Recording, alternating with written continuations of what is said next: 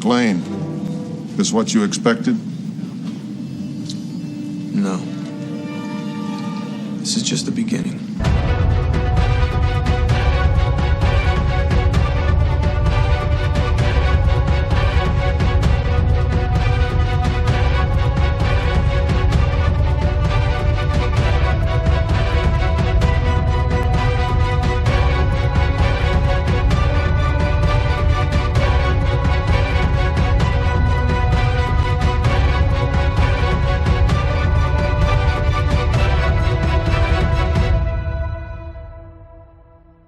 Hey, what's up, guys? I hope all's going well for you out there. I want to thank you, as always, for stopping by the channel. We're continuing through the Die Hard movies. If you've missed any of the prior reviews for the first 3 Die Hard films, I'm going to have them in the cards and on the end screen. You can find them linked down in the description below to check them out if you feel inclined to do so. But today, we're covering Live Free or Die Hard, also known as Die Hard 4.0 from 2007. So let's dive into this often scoffed entry in the franchise.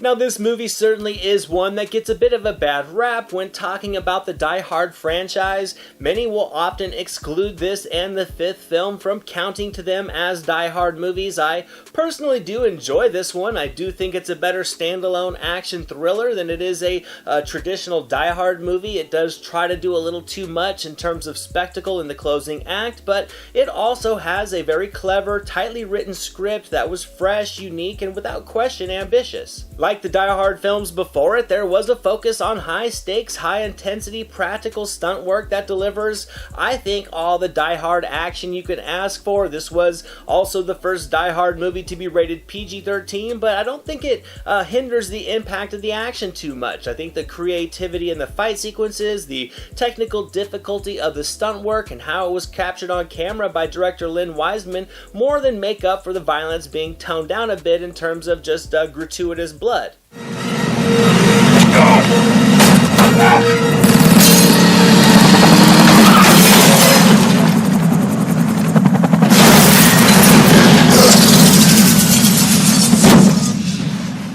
The plotline of this mass electronical and technological breakdown of the country's infrastructure was a bit creative, and sure, some of the plausibility is questionable, but the suspension of disbelief is pretty low. It's not too hard to imagine these scenarios of a fire sale actually happening, and it makes the movie naturally more compelling. It's a very fast-paced story that's constantly evolving. It incorporates the action instead of simply tacking it on, and sure, the final sequence with the fighter jet is a little bit excessive, but up until that point, the action all worked for the needs of the story, and it impacted the course of the narrative very naturally. All of these elements blended together result in an action-packed, adrenaline-pumping ride with an aging John McClane, one who was admittedly a bit grumpier and not quite as charming with his delivery of one-liners as he was in the prior films, yet Willis was still all the John McClane that we needed for this movie. He brought a ton of effort. His dialogue may have been a little bit too reliant on the over-the-hill detective trope, making the character a little bit solemn, but on the action side of the character, Willis put in a ton of work to do a lot of his own stunts, where many people his age would have opted for body doubles.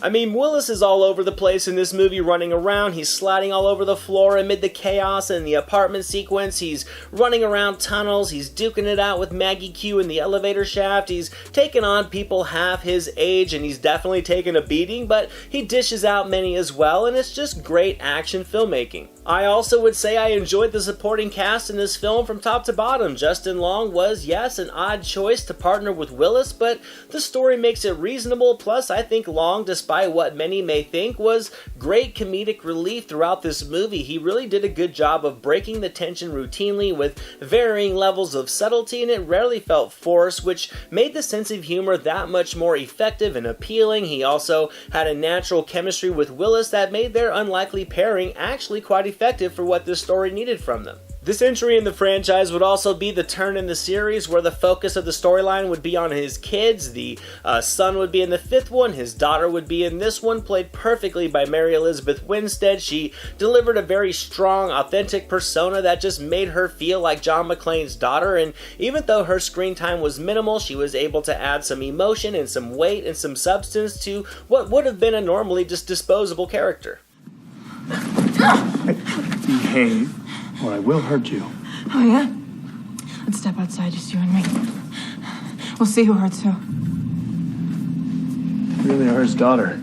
I also thought Timothy Olyphant was more than a serviceable villain. The character was on the routine side from a writing aspect, yet with Olyphant pumping some emotional energy into the role, he made the most out of it, and I thought he was able to make an impression on the movie overall. The role of maniacal hacker has been done many times before, but Olyphant delivered an unassumingly just merciless character behind his keyboard, but he also had some human qualities in his mannerisms and his gestures. It created a charming arrogance that I feel is often overlooked when talking about this movie and the effectiveness of its villain overall. It's always been about the money. What, I shouldn't get paid for my work? I'm working my ass off here, John. Well, just sit tight, asshole. I got a check for you.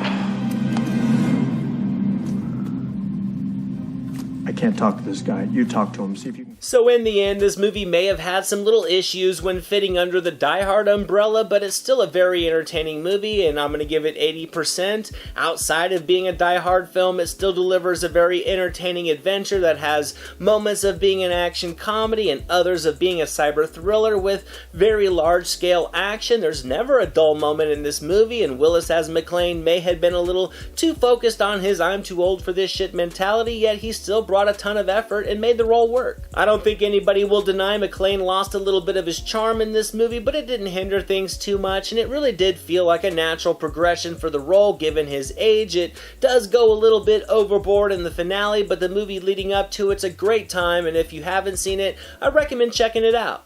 Thank you so much for watching this video, guys. I hope you enjoyed it. If you did, drop it a thumbs up, leave a comment below. I'd love to talk movies with you guys. Share it with your friends, and without question, hit that subscribe button and the notification bell so you can never miss a video. Here are some links to some recent reviews just in case you missed them. All my social media links and the link to our official website are down in the description below, and I'll catch you next time.